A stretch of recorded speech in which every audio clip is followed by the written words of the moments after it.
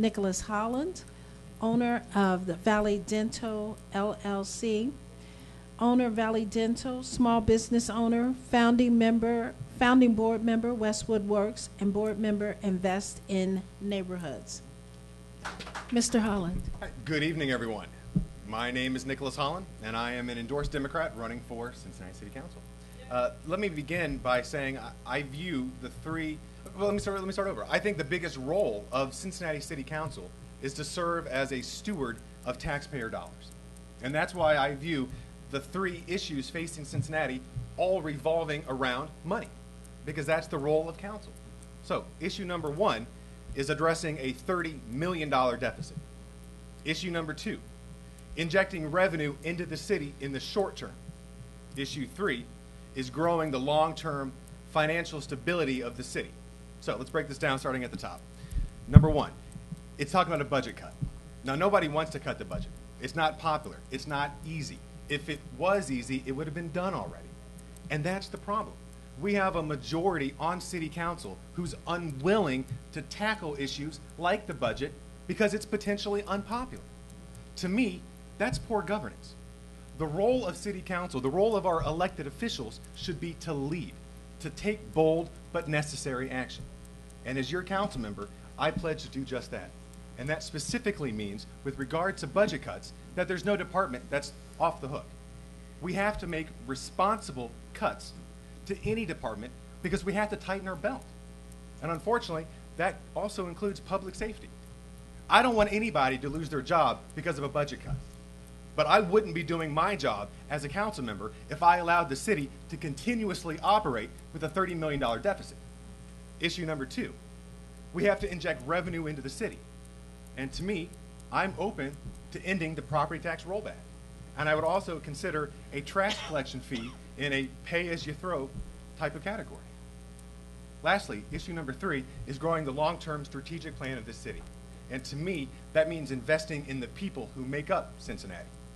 That means health clinics, pools, recreation, qualified workforce. Thank you. If we do that, we'll all succeed. Thank you. You know, I am in favor of exploring the way we can possibly save money by merging our services. However, I'm not in support of merging the Cincinnati Police Department with the Sheriff's Office, and I'll tell you why. We've hired on our Cincinnati police officers with a certain rate. We made a certain contract with them. This whole process boils down to us wanting to essentially fire the police officers, rehire them as sheriffs at a lower wage. To me, that's trying to get around the FOP, and that's union busting.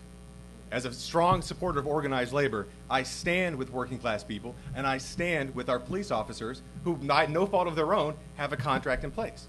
I don't think it's appropriate for us to pull the rug out from the police officers and try to shortchange them on their salary that I think they're earning. You know, before I went into business for myself, I worked at the United Way. And as a United Way fundraiser, I saw firsthand the role safety net services play. When I went into business for myself, I purchased a business in the healthcare field. She mentioned it earlier, the Valley Dental Office. You're going to be hard-pressed to find a stronger supporter of healthcare than me. I promise you, I will always find room in the budget for health clinics because I think that's the foundation. I think we have to have a populace here in Cincinnati who's born healthy, who's ready to learn, who's able to stay at work, and their kids are able to stay at school because the family's healthy. That starts by ensuring the health clinic funding stays, and I'm going to make sure that happens. You know, the first thing that comes to mind is the budget, because that's the number one issue to me, and how that relates to the public safety departments, specifically police and fire. And like I said earlier, I don't want anybody to lose their job, but we have to look at this rationally. We have two departments, public safety, that account for 66% of the budget. Now let me put that in perspective. Over the last decade, the budget for public safety has increased 35%. The budget for everything else the city does has shrunk 28%. I think it's pretty clear we've cut everything else. We have to explore cuts to public safety. That's not a popular opinion, but I think we don't measure public safety by the number of police officers on the street. I think we measure public safety by community involvement, people out of their homes, people walking. I truly believe the people who are in the best position to address crime are the people who live in those neighborhoods and see it firsthand. I'll give you a quick example. In my neighborhood of Westwood, we had an issue on our corner. Thank the you. neighborhood got involved. We made a difference.